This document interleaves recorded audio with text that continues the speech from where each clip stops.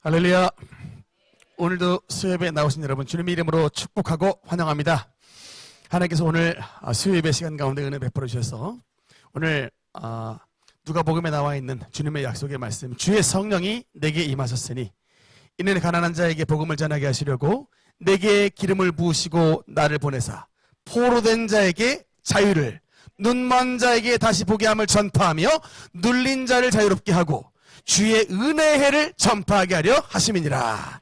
정말 오늘 하나님의 성령으로 충만하게 돼서 여러분의 모든 눌렸던 심령들이 자유함을 얻게 되고 그야말로 우리의 세상의 모든 것들에게 죄에 눈멀었던 우리 심령이 다시금 눈이 밝히 뜨여지는 하나님의 은혜가 임하며 주님의 은혜의 해가 전파되는 복된 수요예배 시간이 되시기를 주님 이름으로 축원합니다.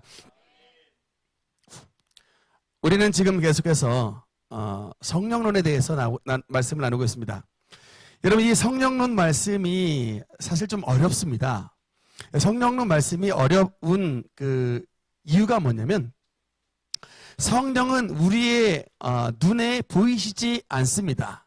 우리의 눈에 보이시지 않는 이렇게 이게 불가시적인 존재인 성령의 역사를 우리가 어떤 가시적인 것으로서 설명을 하려다 보니 사실은 100% 완벽한 설명은 어렵습니다.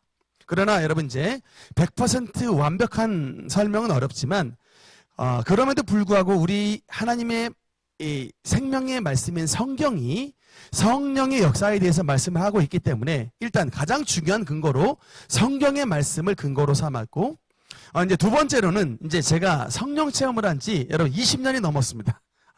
벌써 옛날에는 20대 때에 너무 늦게 성령 체험을 했다고 생각했는데 돌이켜보니까 늦은 시기는 아니었던 것 같습니다. 22살, 23살에 성령 체험을 해서 어느덧 이제 40 중반에 이르렀는데 20년 이상 이제 성령 체험을 하면서 나름대로 우리가 개척 시절서부터 성령 운동의 센터라고 하는 목표를 가지고 20년 이상 지금 뛰어왔습니다. 그래서 나이는 젊지만 성령의 역사에 대한 나름대로의 이 경험치가 많이 쌓였기 때문에 하나님께서 주신 이런 성령 체험을 바탕으로 이제 말씀을 또 정립을 했고, 그다음에 세 번째로는 이제 그동안에 우리나라의 여러 가지 성령 운동을 주도하셨던 여러 훌륭한 목사님들의 견해를 이제 이렇게 의견을 참조해서 계속해서 이제 말씀을 여러분과 나누고 있는 가운데 있습니다. 오늘의 주제는 이제 오늘의 주제는 중생과 성령 오늘은 중생과 아마 성령 세례에 대해서 대한 말씀을 원래는 이제 성령 충만까지 가야 되는데 오늘은 일단 중생과 성령 세례에 대해서 말씀을 나누겠습니다. 첫 번째 주제 요한복음 3장 3절 4절 우리 한번 같이 읽겠습니다. 시작. 예수께서 대답하여 이르시되 진실로 진실로 내게 이르노니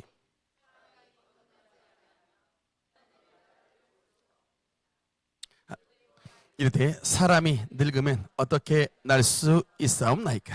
두 번째 모태에 들어갔다가 날 수 있사옵나이까? 아멘. 오늘 그래서 첫 번째 주제는 중생입니다. 따라합시다. 중생. 이게 한자어입니다. 한자어. 그러니까 거듭. 그러니까 중생 두 번 거듭 태어나다라는 말이고 이걸 한글로 말하면 거듭남. 여러분 그 교회 이름 가운데 새로남 교회 아십니까?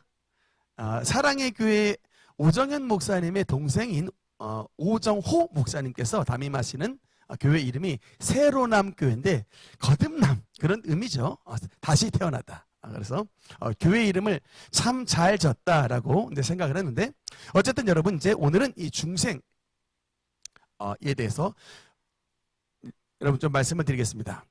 오늘 이 말씀에 요한복음 3장에 나와 있는 이 말씀은 예수님께서 이제 그 니고데모에게 주신 이제 말씀입니다.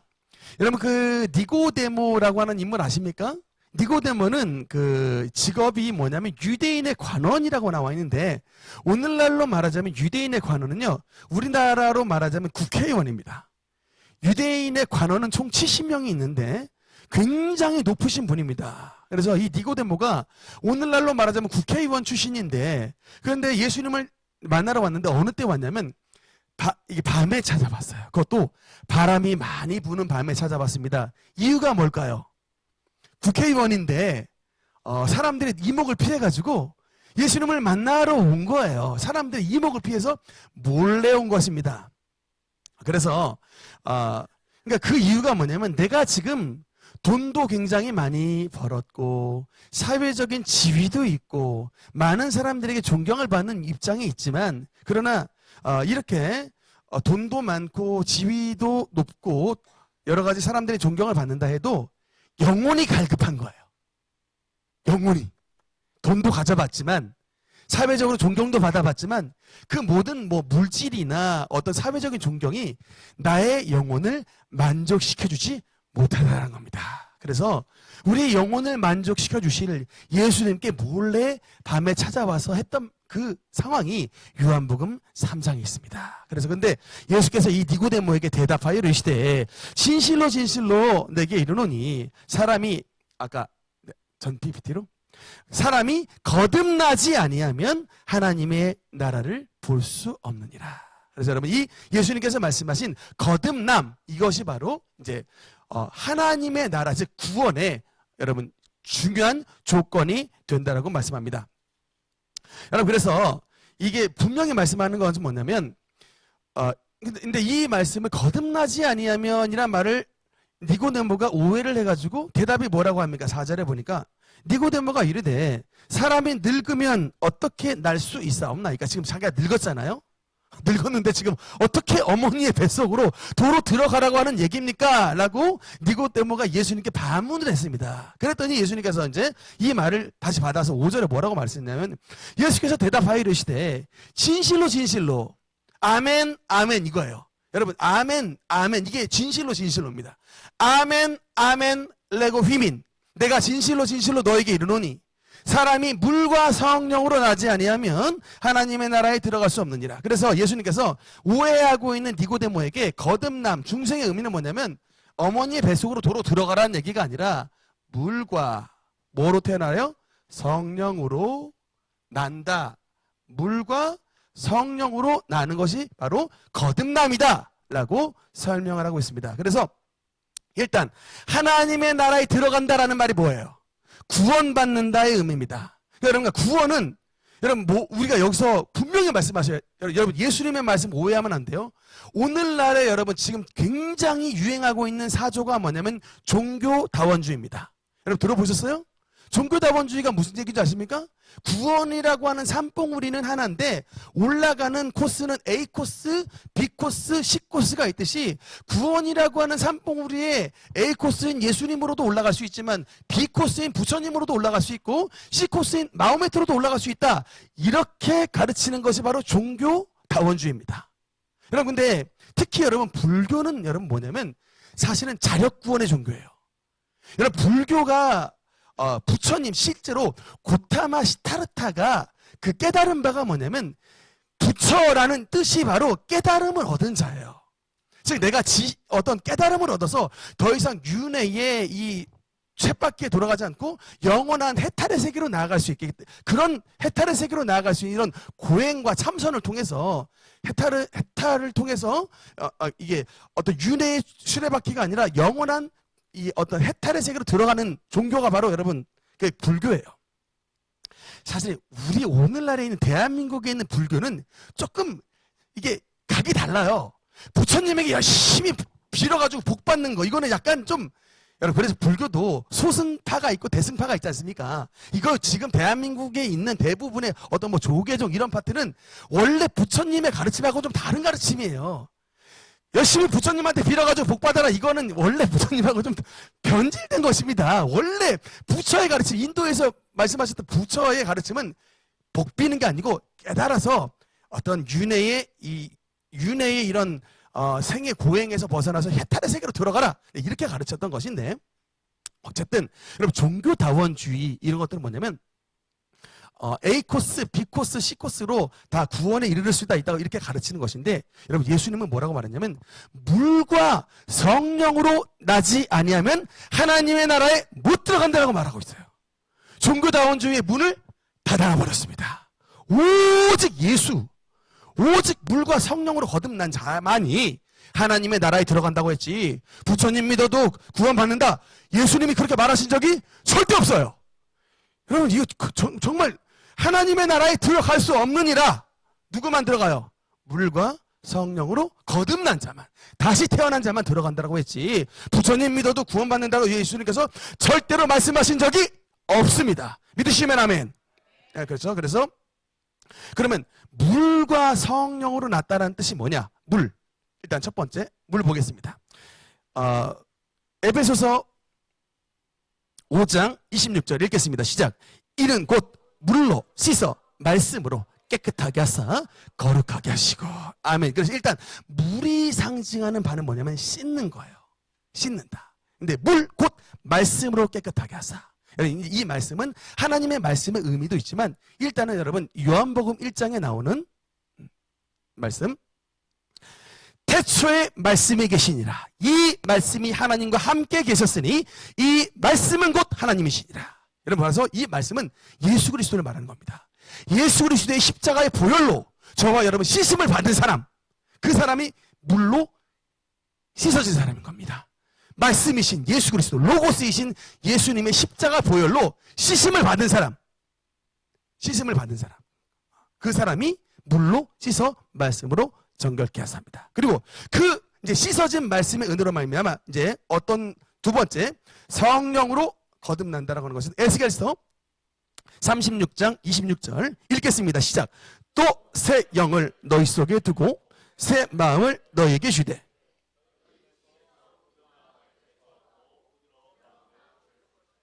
아멘. 여러분, 그래서 물 따로 성령 따로가 아닙니다. 물은 예수 그리스도의 십자가의 은혜로 말미암아 회개한 심령인데, 그 회개한 심령이 여러분 어떻게 회개하게 되냐면 하나님의 성령의 역사로 우리의 마음 가운데 예수의 피를 뿌려주시는 것입니다. 그러니까 여러분, 하나님의 성령의 역사가 없으면요 우리의 마음속에 예수의 피가 뿌려지지 않습니다. 하나님의 성령은 여러분 공급선이에요. 여러분, 저기 한강 상수원에 수많은 물이 있어도 그 물이 여러분의 집에 들어오려면 어떻게 돼요? 파이프관이 쫙 있어야 됩니다. 파이프관이 쫙, 상수관이 있어야 그 수많은 상수관에 있는 물이 우리에게 전달이 되죠. 공급이 되죠. 여러분, 성령은 공급자세요. 예수의 피를 우리의 심령 가운데 공급해 주시는 공급자입니다. 즉 예수의 십자가의 은혜를 우리 속에 뿌려주시는 성령의 역사가, 우리 이 성령의 역사로 말미암아 물과 성령으로 거듭나게 되게 되는 것입니다.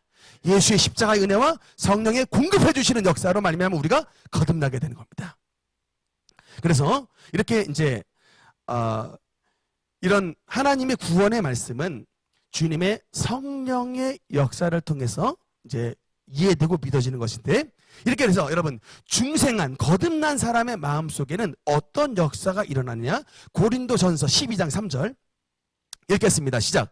또 성령으로 아니하고는 누구든지 예수를 주시라 할 수 없느니라. 아멘. 여러분, 정말 중요한 말씀입니다. 여러분, 예수님을 믿으십니까? 여러분 진짜 예수님을 믿으십니까? 여러분 예수님을 믿는 믿음이 있으면 그 믿음이 여러분에게서 나왔다는 게 아니라 성령께서 여러분에게 믿음을 주신 것입니다. 성령으로 아니하고는 누구든지 예수를 주시라 할 수 없느니라.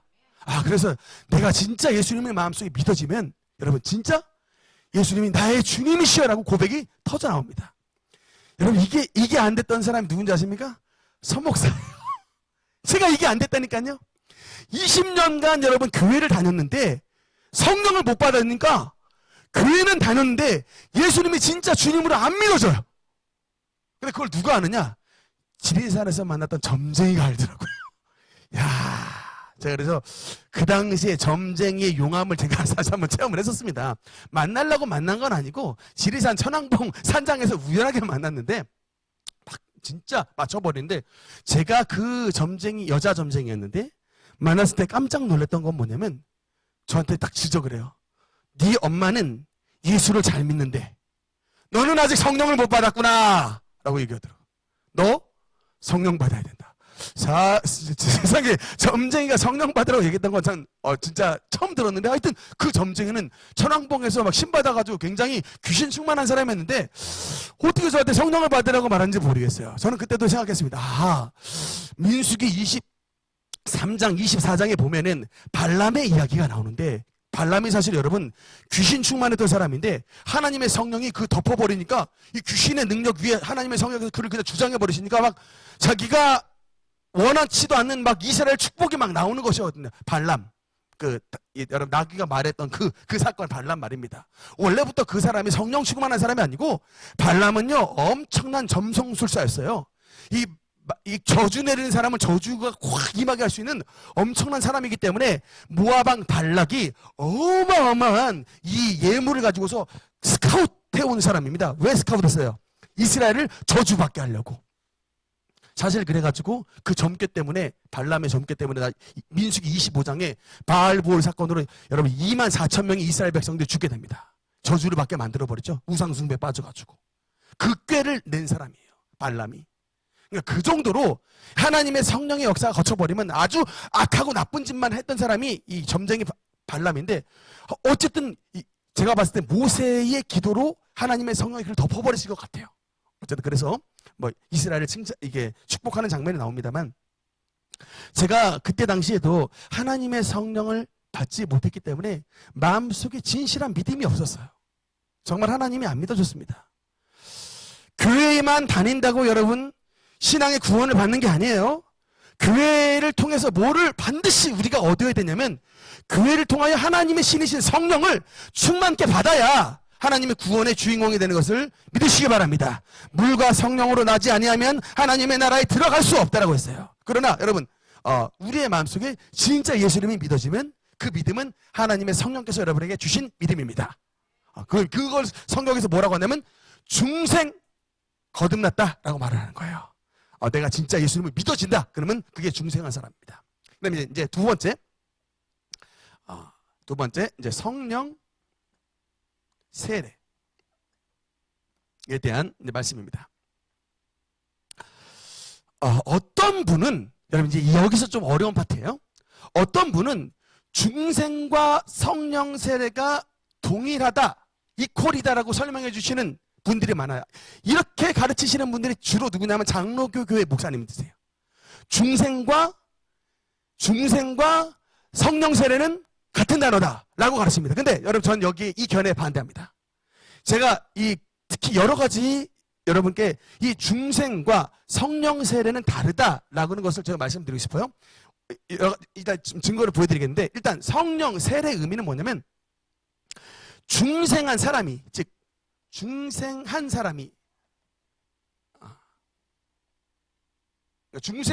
예수님을 진짜 믿는 사람이 그의 삶에 하나님의 능력이 임한, 하나님의 능력이 나타난 상태, 하나님의 능력으로 가득 채워진 상태, 이게 바로 여러분 성령 세례입니다. 침례예요. 여러분 침례가 뭐예요? 물속에 몸을 푹 잠궈버리는 것이 침례잖아요. 마치 하나님의 능력이 내가 물에 완전 홀딱 잠긴 것처럼 하나님의 능력으로 완전히 채워져 버린 상태가 바로 여러분 성령 세례라고 하는 겁니다. 중생은 하나님을 믿는, 마음속에 믿는 믿음이 들어온 상태가 중생이고, 이 중생한 사람이 하나님의 능력으로 완전히 입혀진 상태, 그것이 바로 성령 세례예요. 저는 그래서 중생과 성령 세례는 다른 단어다라고 여러분께 확실하게 말씀을 드릴 수 있습니다. 증거를 두 가지를 보여드릴게요. 첫 번째는 사도들입니다. 일단 요한복음 13장 10절 여러분 같이 읽겠습니다. 시작. 예수께서 이르시되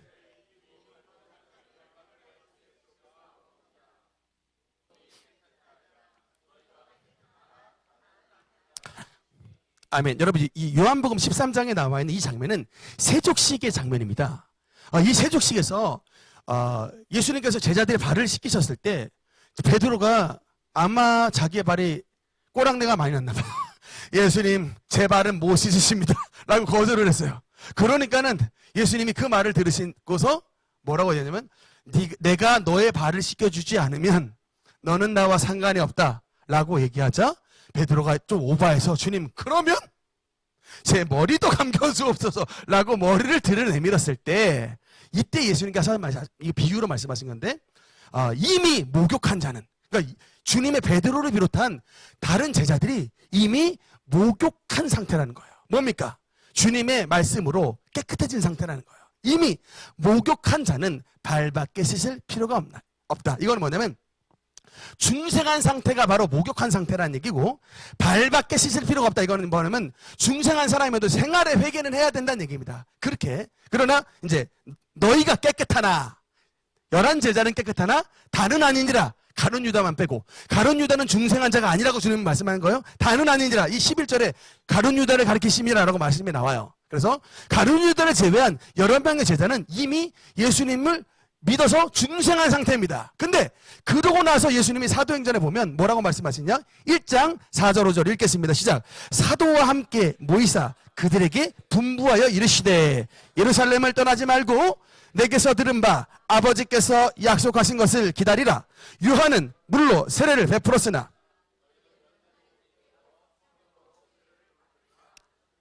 아멘. 따라합시다. 성령으로 세례를 받으리라. 성령으로 세례를 받으리라. 성령 세례입니다. 그럼 여러분 아까 예수님이 요한복음 13장에서 너희가 이미 깨끗하다라고 말했습니다. 그 너희가 이미 깨끗하다라고 말하는 건 예수님의 제자들은 이미 예수님을 믿는 믿음으로 말미암아 중생한 상태예요. 그러나 아직은 뭘 못 받았다? 성령으로 세례를 못 받았다. 그러니까 이미 성령으로 말미암아 예수님을 믿는 믿음은 있는데, 믿음은 분명히 있는데 그들에게 뭐가 없는 거예요? 능력. 성령 세례로 말미암아 능력이 아직 임하지가 않은 상태. 1장 4절 5절 해서 능력을 아직 성령으로 완전히 그냥 능력 충만한 상태까지는 되지 못했다 라고 하기 때문에 아버지의 약속하신 것을 기다려서 그 능력을 받으라. 너희는 몇 날에 못되어 성령으로 세례를 받을 것이다 라고 주님께서 말씀을 주신 것입니다. 그래서 중생과 성령 세례는 분명히 차이가 있습니다. 그 다음 두 번째 증거 보겠습니다. 이게 사도행전 19장 1절 2절 읽겠습니다. 시작. 아볼로가 고린도에 있을 때에 바울이 윗지방으로 다녀 에베소에 와서 어떤 제자들을 만나 이르되 너희가 믿을 때에 성령을 받았느냐? 이르되 아니라 우리는 성령이 계심도 듣지 못하였노라. 아멘. 여러분 그래서 두 번째 예시는 뭐냐면 바로 에베소 교회 성도들입니다.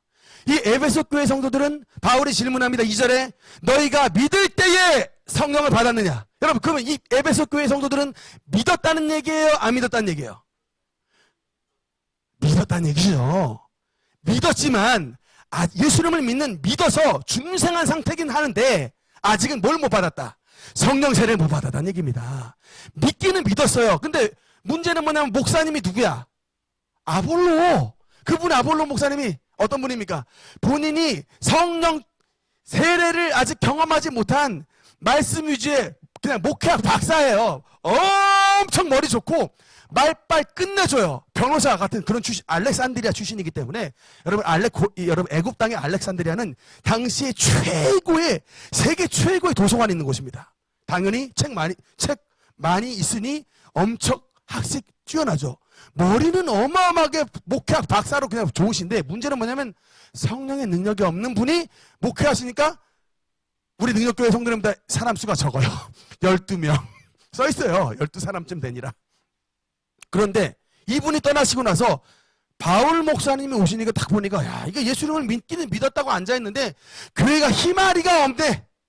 희마리가 없어. 희마리가. 그러니까는 너희가 믿기는 믿었지만 믿었을 때에 성령을 받았느냐? 라고 물어본 겁니다. 그러니까 아니라 우리는 성령이 계심도 듣지 못하였노라. 그러니까 성령이 계심도 듣지 못하니까는 성령 충만을 못 받았던 겁니다. 그래서 이제 바울이 막 전부 다 그냥 머리에다 손대고 그냥 안수했더니 방언도 하고 예언도 하니 모두 12사람쯤 되니라라고 말씀이 나옵니다. 그래서 여러분 이제 그 성령 받은 사람이 나중에 어떻게 되냐면 그 12명이 에베소 시내를 뒤집어 버렸습니다.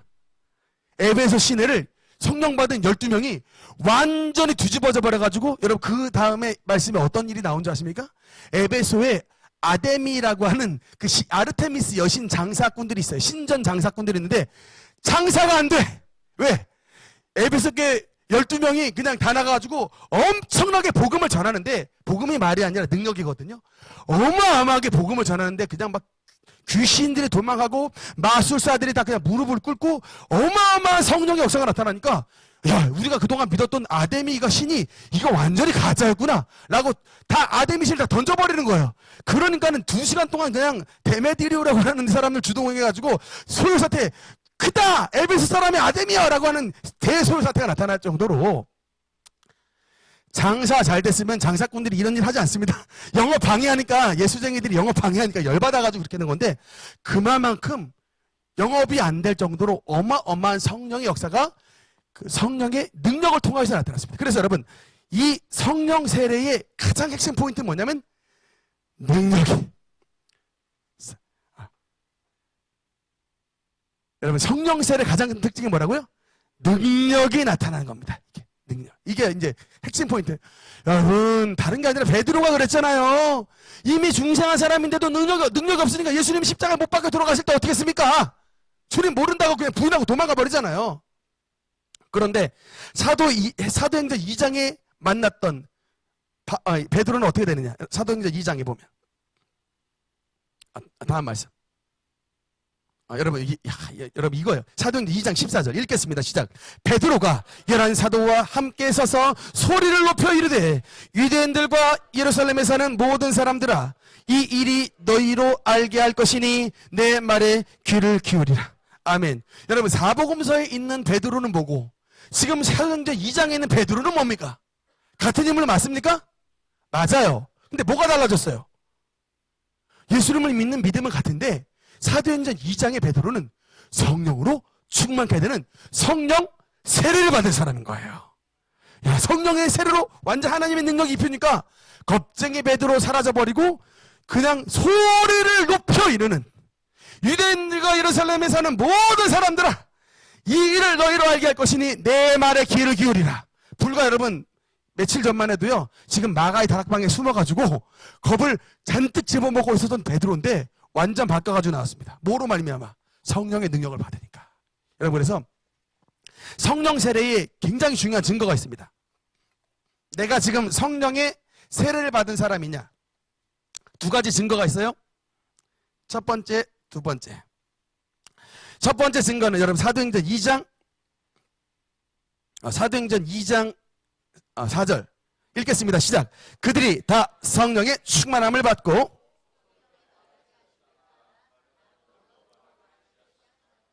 아멘. 여러분, 그들이 다 성령의 충만함을 받고 성령의 말하게 하심을 따라 다른 언어, 즉 방언으로 말하기를 시작하니라. 그래서 여러분, 성령 세례의 외적인 증거 2가지가 있으니 첫 번째가 뭐다? 방언입니다. 따라합시다. 방언. 방언은 너무나도 소중한 은사인 게 뭐냐면, 우리가 지금 하나님의 성령을 충만하게 받았다라고 하는 외적인 증거예요. 그러니까 하여튼 기도하다가 갑자기 막 방언이 막 터져가지고 막 기도가 막 세게 나오죠? 하나님의 능력이 지금 나에게 입히시고 있다라고 하는 사인입니다. 여러분, 그래 방언 받으셔야 돼요. 물론 방언 안 받았다고 중생 안 한 거 아닙니다. 이미 예수님을 믿는 사람은 그 마음속에 거듭났어요. 거듭난 건 확실합니다. 구원받는 사람이에요. 근데 구원받았다고 해서 여러분 끝이 아니에요. 왜냐면 이 세상은 여러분 영적인 전쟁터예요. 저 악한 것들이 우리 가만두지 않고 계속해서 어둠의 무기를 가지고 공격하는데, 우리는 어찌하여 하나님의 성령의 무기를 들고 나가지 않고 싸우질 않고 있으니 어떻게 이길 수 있습니까? 그냥 예수님 믿었으니 구원받겠지 하면 여러분 약한 성도가 되는 거예요. 아까 말했죠? 너희가 믿을 때 성령을 받았느냐 말했던 이 에베소 교회 초창기 12명의 그냥 무기력한 신자들, 아니라 우리는 성령의 계심도 듣지 못하느라. 그분들 물론 구원은 받아요. 근데 차이는 뭘까요? 에베소 전체 시내를 뒤집어버리는 성시와 운동에 앞장설 수 있는 사람이 되려면 반드시 성령으로 충만케 되는 주님의 권능을 받아야 되는 것입니다. 여러분의 직장생활과 여러분의 가정, 여러분의 사업터에서 하나님의 능력을 바라는 그런 사람이 되려면 성령의 세례가 임해야 되는 것입니다. 그 세례를 받는 증거로서 방언을 받게 되는 거예요. 그들이 다 성령의 충만함을 받고 성령의 말하게 하심을 따라 다른 언어들, 방언으로 말하기를 시작하니라. 그래서 여러분, 우리가 또 근데 안타까운 건 뭐냐면 방언이 녹슨 분들이 많아. 방언 기도하는 소리 들어보면 아주 녹이 그냥 쓸어도 너무 쓸었어. 이게 집에 있는 방언 칼자루를 어찌나 사용을 안 하시는지 제가 금방 들어보고 압니다. 이게 막 능력 방언 그냥 하시는지 그냥 방언이 거의 그냥 막 잠자는 잠꼬대로 하시는 분들이 있다니까요. 진짜 안타까워요. 여러분 진짜 사도행전 2장에 나와 있는 베드로와 이 사도들이 방언을 할 때 진짜 자다가 많은 옹알이로 기도했겠습니까? 그 능력이 충만하니까 여러분 세술에 취하였다 조롱할 정도로 저 사람들이 막 깜짝 놀라가지고 대소동이 나타났잖아요. 여러분 그 예루살렘 전체를 뒤집어 버리는 역사가 그들의 방언 기도를 통해 나타났던 것입니다. 방언 기도를 할 때 여러분 정말 어떤 마음을 가지고 다냐면 이게 나의 기도를 통해 악의 세력이 도망갈 수 있는 그 큰 능력을 막 사모하는 마음으로 막 기도하셔야 돼요. 여러분 그렇게 기도하셔야 됩니다. 그래야 여러분의 삶 가운데 초대교회의 기적이 나타나게 되는 것을 믿으시기 바랍니다. 두 번째로 여러분 두 번째로는 특히 여러분 이게 전도 증거입니다. 아까 사도행전 2장 다음 말씀 14절에 보면 아까 읽었지만 여러분 이게 베드로의 성령 세례 증거입니다. 그러니까 나 성령 세례 받았어 라고 말할 필요가 없어요. 이미 딱 서 있는 베드로가 성령 세례의 증거입니다. 왜? 불과 여러분 며칠 전에 마가의 다락방에 숨어 있었고 그 전에는 예수님을 3번이나 모른다고 부인했던 겁쟁이 베드로였어요. 수제자라고 말할 수 없는. 그런데 여러분 지금 사도행전 2장 14절에는 예루살렘에 있는 모든 사람들 앞에서 예수 그리스도의 살아계심을 강력하게 증거합니다. 그랬더니 어떻게 나요? 3,000명이 회개하잖아요. 3,000명이 회개해서 주님 앞에 돌아와 버립니다. 이 전도, 이 증거, 예수님을 증거하는. 여러분 그래서 내가 지금 성령의 세례를 받고 충만한가를 비교해 보려면 여러분의 삶 가운데 기도하는 자세를 보면 알아요. 직장 생활에서 기도할 때 벌써 그냥 나의 식사의 기도를 통해 예수님을 증거하려고 하는 사람과 그냥 슬쩍 그냥 머리 한번 쓰다듬으면서 밥 한번 먹으려고 그냥 이렇게 머리 한번 쓰다듬으면서 기도하는 척하면서 많은 척하면서 이렇게 넘어가는 사람. 여러분 이러면 안 돼. 그러니까 그거는 이제 과거 겁쟁이 베드로에 있었던 그냥 중생한 상태에 머무르는 사람이고요. 나의 식사 기도를 통해서 봐라 얘들아. 여러분 로마서 1장 16절 17절에 뭐라고 말합니까? 내가 복음을 부끄러워하지 아니하노니 이는 그리스도 안에 있는 모든 믿는 자에게 구원을 주시는 하나님의 능력이 됨이라. 이는 첫째는 유대인에게 또한 헬라인에게로다. 그래서 내가 복음을 부끄러워하지 아니하노니입니다. 이렇게 하는 것은 조금 부끄러운 거예요. 사실은 저도 나가면 목사인 것을 좀 숨기고 싶을 때가 있습니다. 그럴 때마다 제가 제 머리를 쳐요. 내가 복음을 부끄러워하지 않냐노니 제가 제 머리를 칩니다. 막 가리고 싶은 때가 있어요. 근데 그렇게 해서는 여러분 세상을 뒤집을 수 있는 하나님의 사람이 되지 못합니다. 그러니까 여러분은 누구냐면 빛의 자녀예요. 항상 스포트라이트를 받는 사람들이에요. 어느 곳에 있든지. 하나님이 빛이 비치는 사람이라니까요. 빛이 비친다 라고 하는 의미는 뭡니까? 모든 사람이 보고 있는 거예요. 다른 어둠에 속한 사람들이 빛을 보고 있다고요. 여러분 밤에 걸어오실 때 우리 교회 십자가 빛 엄청 비치죠. 그냥 그 십자가 옆에 내가 서 있다라고 생각하시면 되는 거예요. 모든 어둠에 속한 사람들이 다 보고 있습니다. 제가 어떤 말을 하는지, 어떻게 신앙생활을 어떻게 하는지, 가정에서 어떻게 사는지, 물질 생활을 어떻게 하는지를 다 보고 있는 거예요. 그래서 여러분 빛의 자녀는 그만큼 책임도 큽니다. 보는 사람들로 하여금 이같이 너희 빛이 사람 앞에 비치게 하여 그들로 너희의 착한 행실을 보고 하늘에 계신 너희 아버지께 영광을 돌리게 하라. 때로는 우리 어떤 마음 듭니까? 어둠에 숨어버리고 싶은 마음이 보통 드는 때가 아니에요. 나도 그냥 적당히 살고 싶다. 근데 여러분 그렇게 해서는 이 세상을 바꿀 수가 없고 하나님의 성령으로 세례를 받은 사람은 증거가 뭐다? 일단 방언기도 이게 하나님의 은사와 능력이 나타날 뿐만 아니라 우리의 삶 가운데서 어떻게 하는지 눈만 뜨면 막 전도하고 싶은 마음이 막 나는 건 내 속에 성령이 지금 충만하게 있다는 뜻입니다. 아이고 무슨 전도를 나 하나 믿고 구원받자. 그러면 여러분 반성하셔야 돼요. 성령의 게이지가 좀 떨어졌다. 여러분 한번 돌이키셔야 되겠습니다. 마지막 말씀입니다. 그러면 우리가 어떻게 성령의 세례를 받을 수가 있는가? 성령 세례를 위한 준비 우리 이거는 사실은 우리 김광자 원로 목사님께서 많이 말씀하셨던 주제인데 성령 세례를 받기 위한 준비 단계. 첫 번째 사도행전 2장 38절 읽겠습니다. 시작. 베드로가 이르되 너희가 회개하여 각각 예수 그리스도의 이름으로 세례를 받고 죄 사함을 받으라. 그리하면 성령의 선물을 받으리니. 아멘. 여러분 누가 성령의 선물을 받습니까? 누가 성령의 선물에 누가 성령의 충만함을 받습니까? 바로 회개하는 자에게 여러분 약속을 주시는 거예요.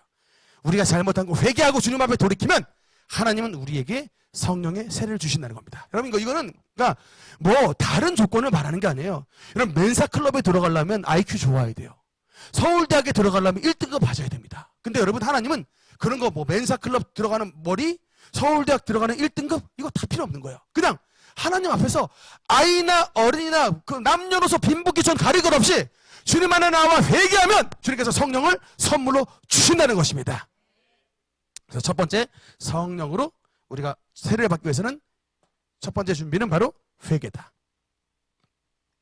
회개. 그 다음에 두 번째 준비 단계 보겠습니다. 사도행전 1장 14절 읽겠습니다. 시작. 여자들과 예수의 어머니 마리아와 예수의 아들과 더불어 마음을 같이하여 오로지 기도에 힘쓰더라. 아멘. 옛날 성경에는 전혀 기도에 힘쓰더라. 여러분 그래 두 번째 단계는 뭐냐면 오로지 기도에 힘쓰더라. 간절함입니다. 간절함. 우리가 왜 성령의 세례를 받지 못할까? 질문을 했을 때 간절하지 못해서 그래요. 아이고 주시면 좋고 아니면 말고요. 이렇게 하면 못 받아요. 사도행전 1장 14절에 여자들, 예수님의 어머니 마리아, 그리고 예수님의 아우들과 제자들이 함께 모여서 오로지 기도했다. 며칠간 기도했을까요? 질문합니다. 사도행전 1장 14절에 며칠간 기도했을까요? 열흘간. 그러니까 오순절, 이게 오순절이 50일이라는 뜻이거든요. 예수님께서 40일 동안 행동하시고 이 열흘간 그 인터벌이 10days예요. 열흘간. 딴 거 안 했습니다. 여러분 하루 동안 기도하라고 해도 사실 힘들 것 같아요. 열흘간 모든 거 다 뒤로 제끼고 성령 받기를 위해 기도했다. 이게 바로 사도들의 간절함입니다. 그러니까 우리는 그게 아마 10분의 1만 쫓아가면 돼요. 그냥 그래도 여러분 사도들은 열흘간 기도해서 성령 세례 받았는데 그래도 여러분 저와 여러분 그냥 한두 시간은 좀 열심히 기도하셔야 되지 않겠습니까? 하루에 막 10분도 기도 안 하셔놓고는 하루에 3번 밥 먹는 거 기도 외에는 기도 안 하시는 분이 어떻게 여러분 간절하다고 말을 할 수 있겠습니까? 그래서 적어도 간절하다라고 얘기하려면 오로지 이런 기도에 집중하는 이런 중심을 가져야 되는 것이고요. 그 다음에 세 번째 사도행전 5장 32절입니다. 읽겠습니다. 시작. 우리는 이 일의 증인이요 하나님이 자기에게 순종하는 사람에게 주신 성령도 그러하니라 하더라. 아멘. 세 번째는 뭐죠? 세 번째는 바로 순종입니다. 우리 시대에는 참 어려운 시대 같아요. 왜냐하면 순종하기가 어렵습니다. 너무나도 많이 다들 배웠고 너무나도 많이 갖추고 있습니다. 부족한 게 없어요. 그래서 오늘날의 시대는 여러분 사실 탈권위주의 사회입니다. 여러분 포스트 모더니즘 사회의 특징이 뭔지 아십니까? 탈권위주의예요. 권위를 부정하고 봐요. 이게 모든 언론가 이거 다 그렇게 가르칩니다. 근데 여러분 성경은 그렇게 가르치질 않아요. 권위를 인정하라고 가르칩니다. 여러분 가정에서 남편의 가장의 권위를 인정하라고 가르쳐요. 교회에서 목사님의 권위를 인정하라고 가르칩니다. 그 나라의 주권자 대통령의 권위를 인정하라고 가르쳐요. 이게 여러분 기독교의 정신입니다. 여러분 성경 정말 봐보십시오. 아무리 마음에 안 드는 대통령이라도 함부로 막 이렇게 막 지탄하게끔 이거 로마서 13장의 권위를 인정하라고 가르친다니까요. 여러분의 가정 안에서 아무리 아버님이 별 볼 일 없어도 가장을 존중하라고 가르칩니다. 우리 교회 목사님들 별 볼 일 없어도 권위를 인정하라고 가르쳐요. 이게 여러분 성경의 가르침입니다. 여러분 이걸 아멘 하셔야 돼요. 제가 목사니까 자꾸 막 그냥 목사님 편에서 얘기하는 것 같아서 조금 죄송하긴 한데 이게 성경의 가르침이에요. 이게 하나님. 그래서 목사님은 또 목사님 나름대로 또 하나님 앞에서 그걸 바로 서야죠. 이게 하나님의 원리라니까요. 오늘은 이제 오늘날에 지금 우리가 포스트 모더니즘 사회 속에 살고 있기 때문에 탈권위 그냥 막 학생들이 선생님의 권위 막 부정해 버리잖아요. 이런 현장 속에 살고 있습니다.